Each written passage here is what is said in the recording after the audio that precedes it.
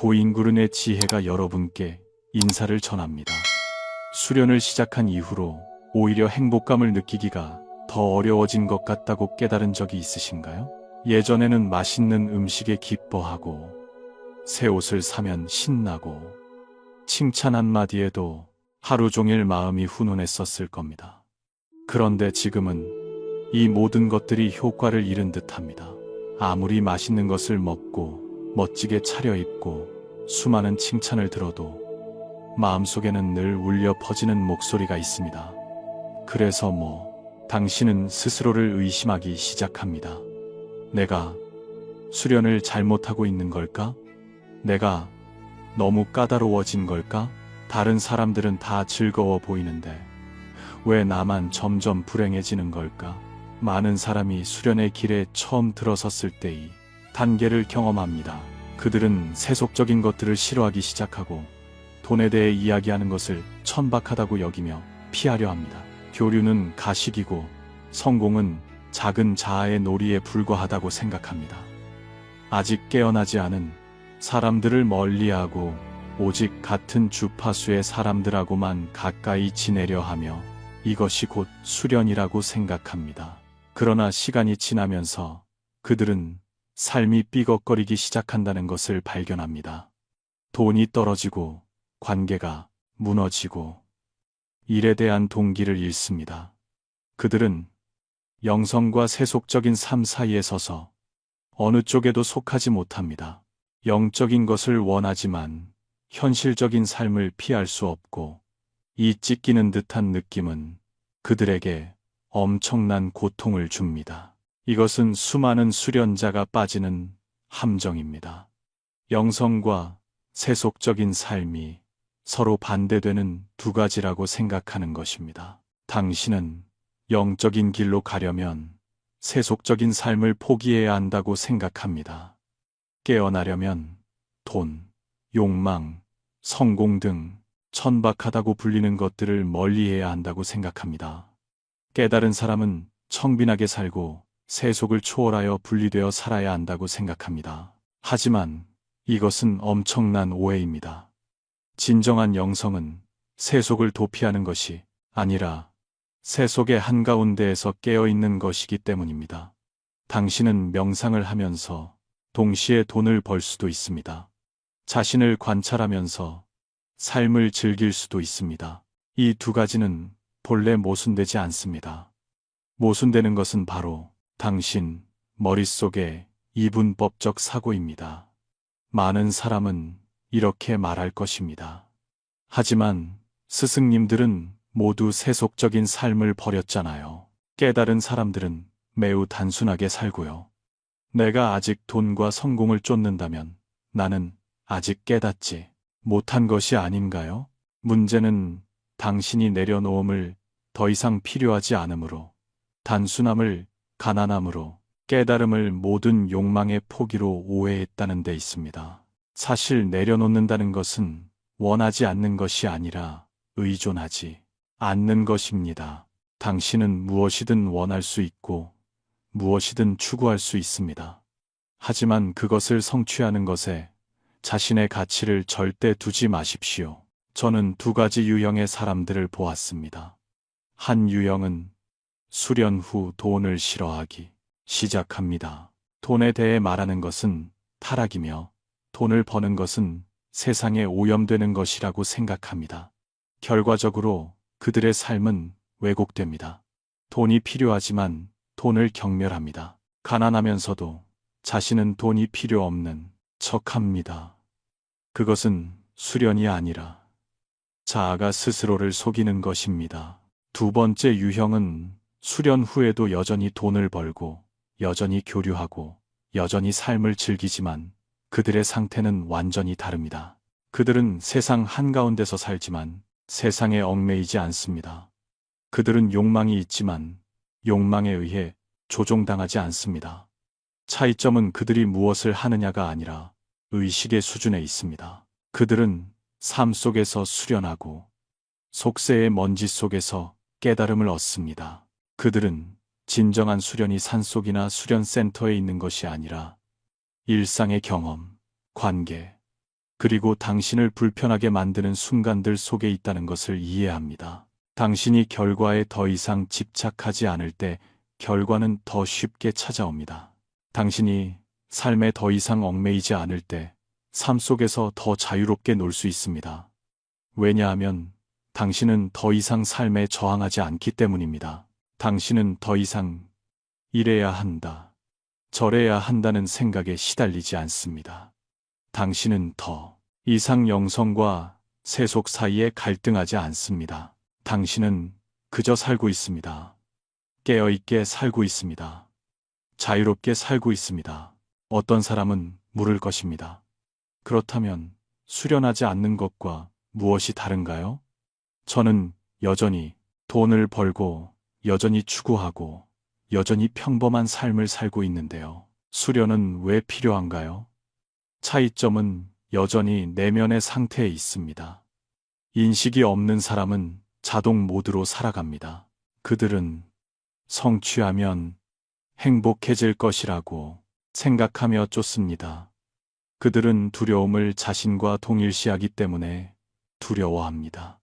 수련하는 사람은 인식 속에서 살아갑니다. 그들은 쫓지만 결과에 의존하지 않습니다. 그들은 두려워하지만 두려움이 일어나고 사라지는 것을 관찰합니다. 그들은 고통스러워하지만 고통은 단지 경험일 뿐 자신의 본질이 아니라는 것을 압니다. 겉보기에는 이 두 사람이 크게 다르지 않아 보입니다. 하지만 내면적으로 그들은 완전히 다른 두 세계에 살고 있습니다. 그러므로 당신은 지극히 영적이면서 동시에 지극히 일상적일 수 있습니다. 당신은 한 발은 하늘에, 한 발은 땅에 디딜 수 있습니다. 당신은 이 세상에 살지만 이 세상에 속하지 않을 수 있습니다. 이 두 측면을 진정으로 통합할 때 당신은 더 이상 찢기는 느낌이 없다는 것을 깨닫게 될 것입니다. 당신은 자신이 얼마나 영적인지 증명할 필요도 없고 자신의 지극히 인간적인 부분을 억누를 필요도 없습니다. 당신은 그저 당신입니다. 세상과 조화를 이루는 부분과 세상을 초월하는 부분을 모두 가진 완전한 인간입니다. 만약 당신이 이러한 감정을 느끼고 있다면 저는 당신에게 당신이 전혀 잘못된 것이 아니다라고 말하고 싶습니다. 당신은 단지 하나의 진실을 보고 있을 뿐입니다. 수련이 당신을 더 행복하게 만들지는 않는다는 것입니다. 수련은 단지 당신을 더 깨어있게 만들 뿐입니다. 그리고 그 깨어남의 대가는 당신이 이전과 같은 모호하고 무의식적인 행복으로 돌아갈 수 없다는 것입니다. 예전에는 외부의 것들이 당신을 채워줄 수 있다고 믿었기 때문에 행복했습니다. 하지만 지금은 그것들이 아무것도 채워줄 수 없다는 것을 알기 때문에 즐겁지 않습니다. 당신은 그것들을 꿰뚫어 봅니다. 당신은 즐거움이라는 감정 뒤에 숨겨진 공허함을 봅니다. 모든 욕망 뒤에 숨겨진 두려움을 봅니다. 당신은 이전에 행복이라고 생각했던 모든 것을 꿰뚫어 보고 그것들이 단지 내면의 더 깊은 공허함을 피하는 데 도움을 주었을 뿐이라는 것을 깨닫습니다. 이것이 수련의 잔인함입니다. 그것은 당신에게 더 나은 세상을 제공하지 않습니다. 그것은 단지 세상이 본래 그러하다는 것을 보여줄 뿐입니다. 그리고 일단 당신이 보았다면 보지 않은 척할 수 없습니다. 저는 이 단계에 이른 많은 사람들을 보았습니다. 그들은 명상하고 마음 챙김을 하고 영적인 방법을 배우면서 자신이 더 평화롭고 더 즐겁고 더 활기차게 될 것이라고 생각합니다. 처음에는 그것이 사실입니다. 그들은 가벼워지고 해방감을 느낍니다. 하지만 점차 그들은 한 가지 문제에 부딪히기 시작합니다. 예전에 그들을 즐겁게 했던 것들이 이제는 모두 무의미해집니다. 사람들이 낡은 패턴을 반복하고 있다는 것을 들을 수 있기 때문에 모임은 지루해집니다.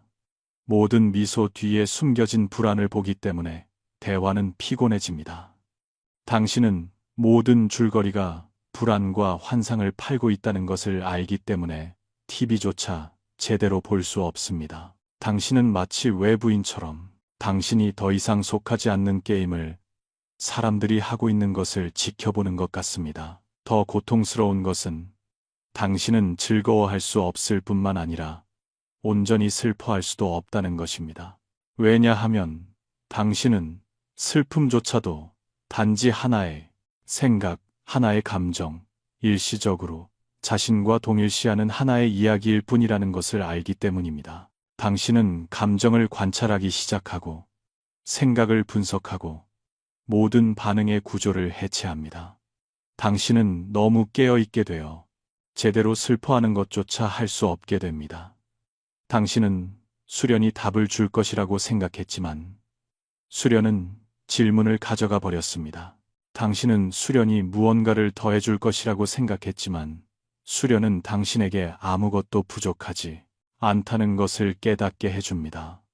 당신은 무언가를 잃었다고 생각했지만 사실은 그것을 진정으로 소유한 적이 없었습니다.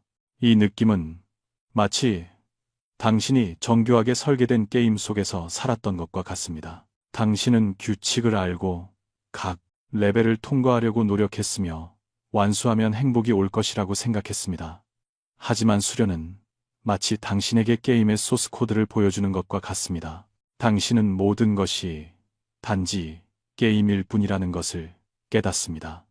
상품은 단지 데이터일 뿐이고 성과는 단지 프로그래밍일 뿐입니다. 그리고 일단 당신이 보았다면 이전과 같은 흥분으로 다시 게임을 할 수 없습니다.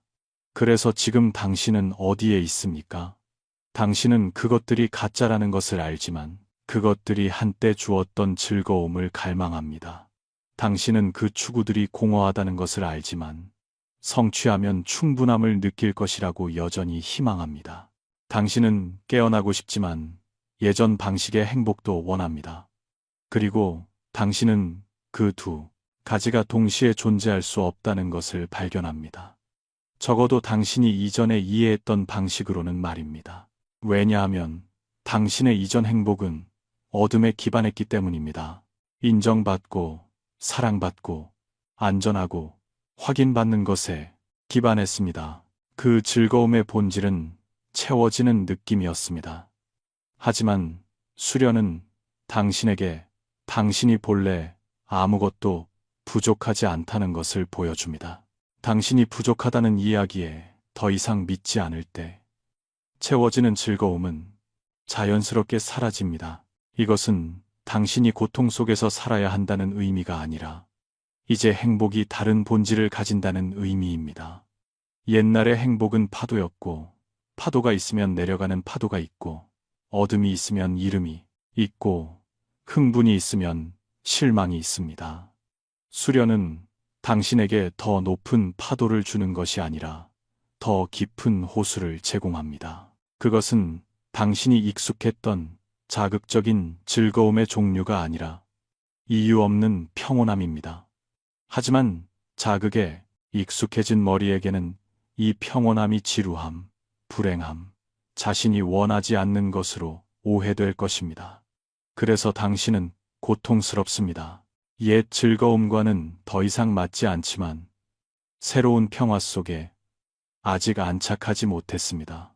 당신은 마치 설탕 중독을 끄는 사람과 같습니다. 설탕이 해롭다는 것을 알지만 여전히 단맛을 갈망합니다.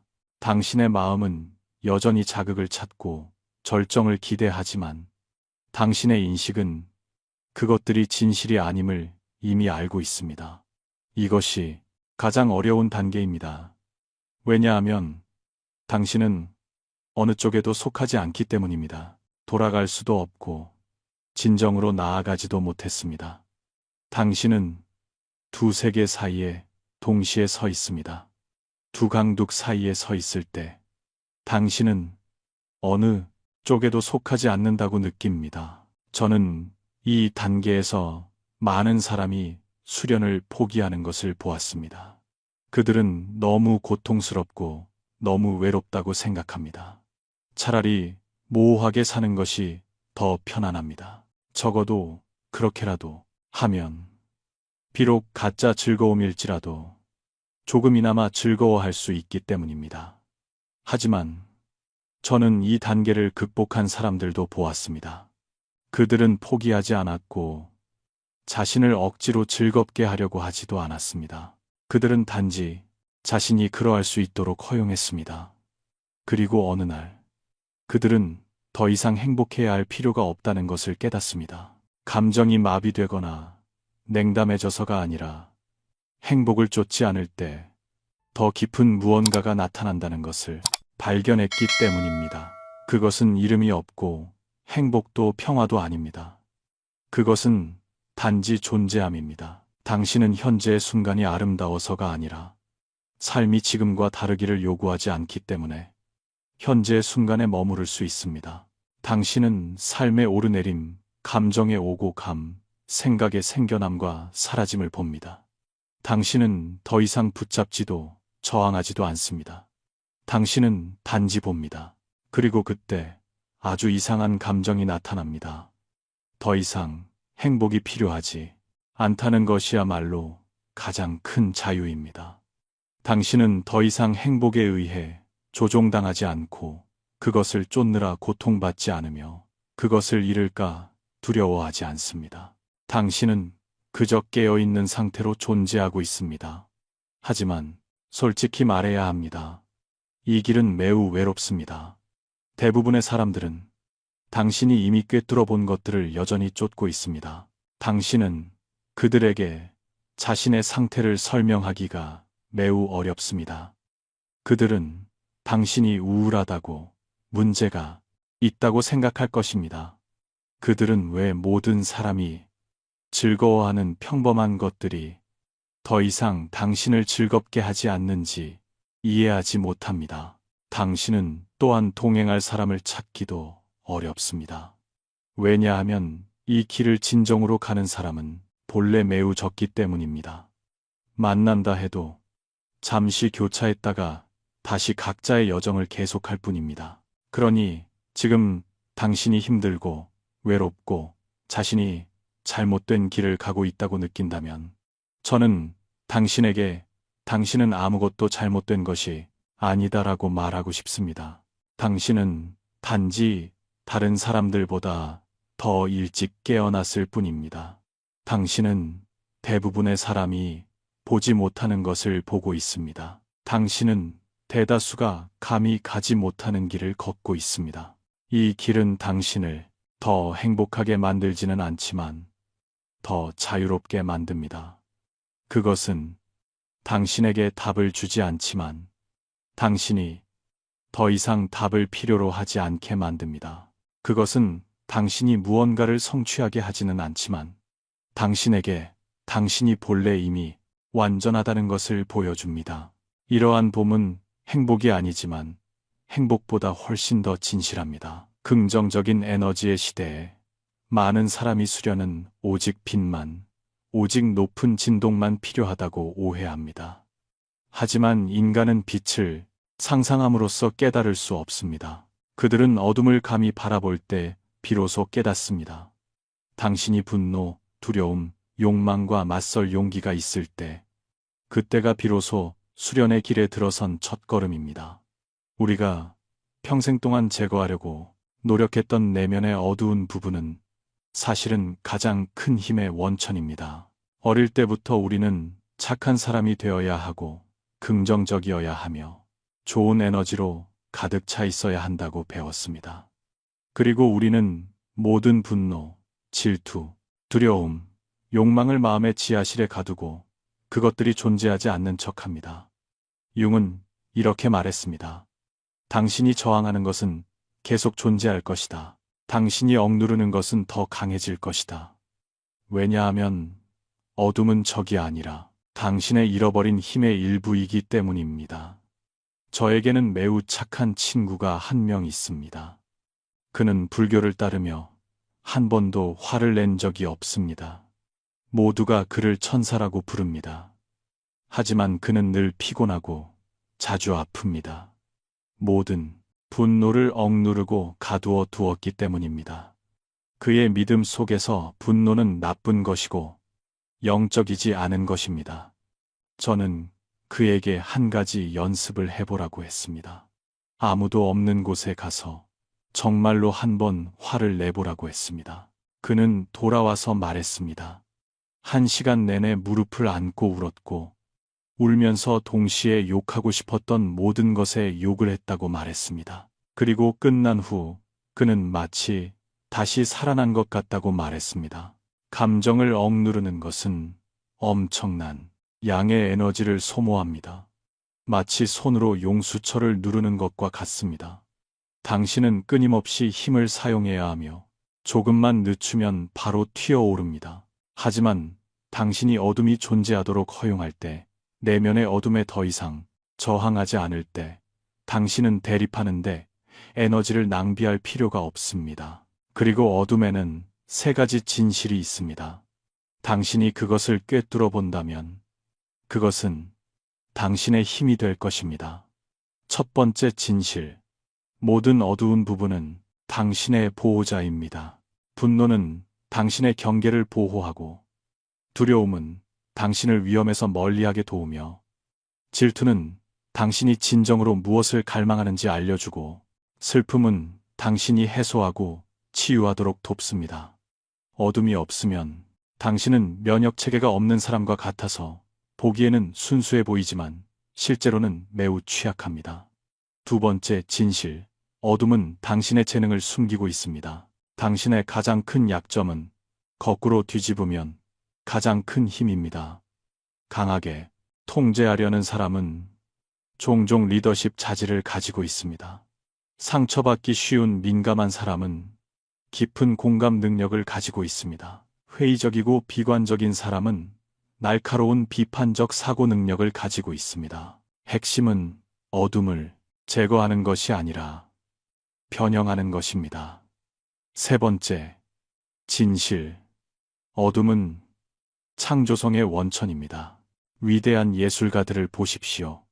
그들 중 누가 자신의 광기를 받아들이지 않았습니까? 베토벤의 분노가 운명 교향곡을 만들었습니다. 고흐의 혼란이 별이 빛나는 밤을 그렸습니다. 창조는 순수한 빛에서 오는 것이 아니라 빛과 어둠이 교차하는 영역에서 옵니다. 당신이 선량함과 사악함, 자비로움과 잔인함을 모두 가지고 있다는 것을 인정하십시오. 이것은 결함이 아닙니다. 이것은 완전함입니다. 그리고 어둠에 귀 기울이십시오. 화가 날 때 물어보십시오. 내가 무엇을 질투하고 있는가? 나는 진정으로 무엇을 원하는가? 어둠을 적으로 보지 말고 내면의 조언자로 보고 그것에게 건강한 표현 방식을 제공하십시오. 분노는 확고한 경계가 될 수 있습니다. 질투는 발전의 동기가 될 수 있습니다. 두려움은 현명한 신중함이 될 수 있습니다. 그러므로 억누르지 말고 변형하십시오. 자신을 좋은 자아와 나쁜 자아로 나누지 마십시오. 당신은 당신 전체입니다. 태극 문양처럼 흰색이나 검은색을 없애는 것이 아니라 흰색 안에 검은색, 검은색 안에 흰색이 있는 것입니다. 그것이 바로 완전성입니다. 저는 제 자신 전체를 받아들였을 때에 큰 전환점을 경험했습니다. 이전에는 성인이 되려고 노력했고 그 결과 매우 피곤하게 살았고 자주 폭발했습니다. 나중에 저는 제 안에 공격성, 욕망, 심지어 어두운 생각까지 있다는 것을 인정했습니다. 놀랍게도 제가 그것들을 받아들이자 그것들은 조용해졌습니다. 이제 저는 그 에너지를 정확하게 사용할 수 있습니다. 결단력을 사용하여 한계를 돌파하고 욕망을 사용하여 가치를 창출하며 어두운 부분을 사용하여 인간성을 쾌에 사용하여 이해합니다. 저는 나쁜 사람이 되지 않았고 더 진실하고 더 강한 사람이 되었습니다. 어둠을 포용하는 것은 늑대를 키우는 것과 같습니다. 당신은 그것을 인정하고 돌보고 훈련시키지만 함부로 물지 못하게 합니다. 저의 방법은 부정적인 감정이 들 때 그것들을 적어 내려가는 것입니다. 어떤 감정인지, 어떤 생각인지 판단하지 않고 기록만 합니다. 나에게 무엇을 말하고 싶니? 너는 무엇을 필요로 하니? 저는 그것들을 인정받고 이해받아야 할 내면의 아이처럼 여깁니다. 융은 인간은 빛을 상상함으로써 깨닫는 것이 아니라 어둠을 인식함으로써 깨닫는다고 말했습니다. 우리 안의 어두운 부분은 제거해야 할 괴물이 아니라 이해되기를 기다리는 지혜입니다.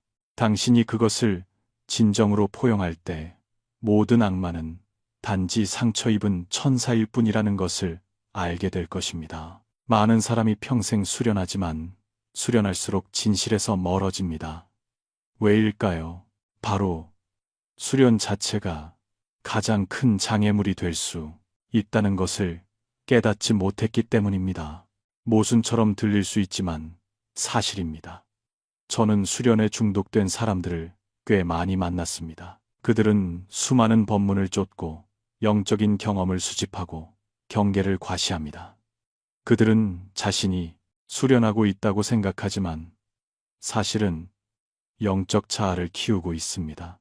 수련은 해방의 길에서 새로운 감옥이 됩니다. 그리고 수련은 여러 층위에서 장애물이 됩니다. 첫 번째 층위는 방법에 집착하는 것입니다. 명상에 집착하는 사람은 명상을 하지 않으면 불안해합니다. 주문 외우기에 집착하는 사람은 염불을 하지 않으면 불안합니다.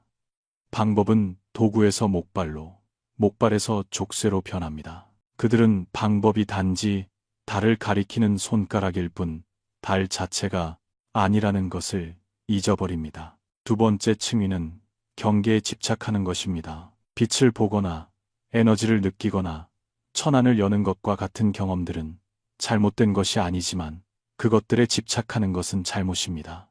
마치 산을 오르다가 아름다운 경치에 멈춰서면 결코 정상에 도달할 수 없는 것과 같습니다. 세 번째 층위는 호칭에 집착하는 것입니다. 나는 수련하는 사람이다. 이 호칭은 세속적인 직책보다 더 버리기 어렵습니다. 고귀하고 영적인 느낌을 주기 때문입니다. 하지만 모든 호칭은 제한입니다. 진정한 자유는 꼬리표가 필요 없습니다. 네 번째 층위는 교만의 함정입니다. 오랫동안 수련하면 자신이 다른 사람들보다 더 깨달았다는 느낌을 갖기 쉽고 물질에 얽매이거나 수련하지 않는 사람들을 경멸하게 됩니다. 당신 안에 누가 높고 누가 낮은지 구별하는 마음이 있다면 바로 그 구별이 당신이 진정으로 깨어나지 못했다는 것을 증명합니다. 제가 왜 이것을 나누고 있을까요? 저 또한 그 함정에 빠진 적이 있기 때문입니다. 몇 년 전, 저는 매일 3시간씩 명상을 했고, 제가 매우 정진한다고 생각했습니다. 다른 사람들이 세속적인 삶을 추구하는 것을 볼 때, 저는 속으로 그들이 저보다 낫다고 생각했습니다. 그러던 어느 날, 수련에 대해 아무것도 모르는 한 친구가 저에게 깨달음을 주는 말을 했습니다. 네가 그렇게 열심히 수련하는 것도 결국 다른 사람보다 네가 특별하다는 것을 증명하기 위한 것 아니야? 그때 저는 제 수련이 자아의 새로운 놀이가 되었다는 것을 깨달았습니다. 그렇다면 수련의 가장 큰 역설은 무엇일까요? 바로 수련하려고 애쓸수록 진실에서 멀어질 수 있다는 것입니다. 왜냐하면 진실은 수련에서 얻는 것이 아니라 본래 거기에 이미 있기 때문입니다. 마치 안경이 콧등 위에 있는데도 안경을 찾는 사람과 같아서 찾으려고 할수록 더 보이지 않습니다. 노자는 말했습니다. 배움은 날마다 더하는 것이고 돌을 닦는 것은 날마다 덜어내는 것이다. 하지만 많은 사람이 수련을 배움으로 바꾸어 지식을 더하고 방법을 더하고 경험을 더하고 논쟁할 능력을 더합니다. 결국 진리에서 점점 멀어집니다. 그렇다면 우리는 무엇을 해야 할까요? 첫째, 수련은 무언가를 더 하는 것이 아니라 덜어내는 것입니다. 추구하지 않고 저항하지 않고 판단하지 않는 것입니다. 이것은 실천보다 더 어렵습니다. 왜냐하면 하지 않음은 게으름이 아니라 깨어 있음이기 때문입니다. 둘째, 삶으로 돌아가십시오. 진정한 도량은 절이나 산속 동굴이 아니라 바로 일상생활입니다. 압력, 갈등, 질병, 이 모든 것이 스승입니다. 셋째, 초심을 잃지 마십시오. 수련을 시작한 이유를 기억하십시오. 자유, 평화, 그리고 진실 때문이었습니다. 만약 수련이 당신의 자유를 앗아가고 스트레스를 더하고 가식적으로 만든다면 멈추고 되돌아볼 때입니다.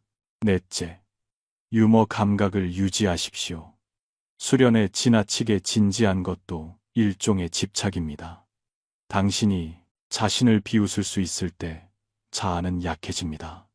저의 지금 방식은 진지하되 심각하지 않는 것입니다. 이 길을 존중하기 때문에 진지하고 모든 것이 놀이임을 알기 때문에 심각하지 않습니다. 저는 여전히 명상을 하지만 어떤 목표를 달성하기 위해서가 아니라 고요함을 사랑하기 때문입니다. 저는 여전히 공부하지만 스승이 되기 위해서가 아니라 호기심을 좋아하기 때문입니다. 저는 여전히 다른 사람들을 돕지만 공덕을 쌓기 위해서가 아니라 도움이 저를 통해 자연스럽게 흘러가기 때문입니다. 그렇다면 수련 여정에서 가장 큰 지혜는 무엇일까요? 바로 언제 노력해야 하고 언제 놓아야 하는지, 언제 꾸준해야 하고 언제 멈춰야 하는지 아는 것입니다. 호흡처럼 들이마심과 내쉼이 있어야 완전합니다. 수련도 마찬가지입니다.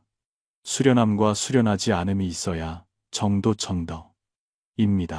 만약 이 글이 당신을 수련을 포기하고 싶게 만든다면 당신은 새로운 함정에 빠진 것입니다. 수련을 포기하는 것에 집착하는 것입니다. 수련에 대한 집착을 버린다는 것은 수련 자체를 버린다는 의미가 아닙니다. 지도를 버린다는 것이 걷기를 멈춘다는 의미가 아닌 것처럼 말입니다. 진정한 자유는 수련해도 좋고 수련하지 않아도 좋으며 여전히 안녕하다는 것입니다. 선어샘 물을 기억하십시오. 수련하기 전에는 나무를 패고 물을 길었고 수련한 후에도 여전히 나무를 패고 물을 깁니다. 차이점은 이전에 당신은 해야 하기 때문에 했다면 지금은 자유 속에서 한다는 것입니다. 수련은 당신의 가장 큰 적일 수도 있고 가장 좋은 친구일 수도 있습니다. 당신이 그것의 주인이 되느냐, 노예가 되느냐에 따라 다릅니다. 결국 당신은 수련하느냐, 수련하지 않느냐는 문제가 아니라는 것을 알게 될 것입니다. 당신이 깨어 있느냐가 문제입니다. 모든 수련의 길은 결국 한 지점으로 돌아옵니다. 당신이 마음을 어디에 두느냐입니다. 안주한다는 것은 마음이 더 이상 날뛰지 않고 외부 세계에 이끌리지 않으며 과거와 미래 사이에서 흔들리지 않는다는 것을 의미합니다. 간단하게 들릴 수 있지만 이것이 세상에서 가장 어려울 수 있습니다. 3분 동안 아무 생각 없이 가만히 앉아 보십시오. 아마 30초도 버티지 못할 것입니다. 옛사람들이 시몬에마, 시면이마 라고 말한 것은 우연이 아닙니다. 마음은 끊임없이 날뛰는 원숭이 같고 생각은 사방으로 달아나는 야생마 같습니다. 어제의 일, 내일의 걱정, 누군가의 말, 아직 처리하지 못한 감정, 이 모든 것이 당신을 끌고 다니며 모든 고통이 단 하나의 근원에서 비롯되는 이유입니다. 마음이 안주하지 못하기 때문입니다. 밀법미의 전승에는 이런 말이 있습니다. 마음이 그러하면 세상도 그러하다. 당신의 마음이 혼란스러우면 어디를 보아도 혼란만 보입니다. 외부의 변화에 직면했을 때 당신은 더 이상 긴장하거나 과민하게 반응하지 않습니다. 좋은 일이 생겨도 지나치게 흥분하지 않고 나쁜 일이 생겨도 무너지지 않습니다. 어떤 사람들은 그것을 냉담함이라고 부르지만 그렇지 않습니다. 사실 그것은 내면의 깊은 견고함의 표시입니다. 당신은 단지 존재하는 상태, 그 자체를 즐기기 시작합니다. 당신은 아무것도 할 필요가 없고 아무것도 생각할 필요가 없습니다. 그저 고요히 편안하게 앉아 있는 것만으로도 만족감을 느낍니다. 그리고 이 만족감은 어떤 외부 조건에도 의존하지 않습니다. 이 새로운 안주는 걷기를 배우는 것과 같습니다. 넘어지면 일어나고 비틀거리다가 다시 균형을 찾습니다. 수련은 어떤 목표를 달성하기 위한 것이 아니라 당신이 원하는 곳에 이미 있다는 것을 깨닫기 위한 것입니다. 끊임없이 변화하는 세상에서 자기 마음 속에 안주할 수 있는 것이야말로 가장 큰 자유이자 가장 큰 힘입니다. 끝까지 시청해주신 귀한 인연에 감사드립니다. 오늘 영상이 유익했다면 좋아요를 눌러 응원해주시고 댓글로 현재의 안주합니다를 남겨주세요. 당신이 세상과 조화롭게 살면서 동시에 세상을 초월하여 자유롭고 통찰력 있는 삶을 살기를 기원합니다. 아직 채널을 구독하지 않으셨다면 오른쪽 구독 버튼을 눌러 저희와 더 깊이 연결하십시오. 뜻이 맞는 사람들과 함께 수련하고 복을 심는 회원의 인연 따라 참여해 주시고 좋은 지식을 널리 퍼뜨리기 위해 기꺼이 공유해 주십시오. 공덕이 무량할 것입니다.